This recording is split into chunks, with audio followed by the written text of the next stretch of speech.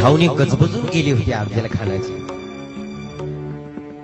आणि तो अफजल खान जेव्हा राहुटीमध्ये गेला ना, तो त्या राहुटीत बसल्यावर त्याचं सैन्य पाहिल्यावर त्याला स्वतःवरच अभिमान वाटायचा. ते एखादा माणूस नाही का 10-20 लाखाचा बंगला बांधतो, घरापुढचं ट्रॅक्टर जेसीपी बीसीपी असो, ते समोर वैभव पाहिल्यावर त्याचाच त्याला अभिमान वाटत असतो. काही गरज नाही, आता माझ्या पुढच्या 10 पिढ्या बसून खातील, मगरुरी येते त्याला. खूप कमवलं आपण, पाहुणे आले तर पाहुण्याला सांगतात, काही गरज नाही आपल्याला. आता